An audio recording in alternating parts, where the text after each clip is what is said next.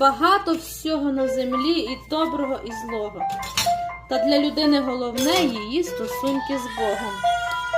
Усе дочасне на землі, як кинуть в воду камінь. Від нього слід лише малий розійдеться кругами.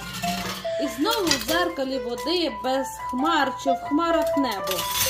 Ми лиш на мить прийшли сюди, і вже відходить треба. Якщо хтось надто збагатів, чи щось зробив велике, не в кількості отих кругів блаженство чоловіка, той камінь вже на дні лежить і заздрить хмарам в небі. Блажен, хто з Богом поспішить, з ним мир знайти для себе.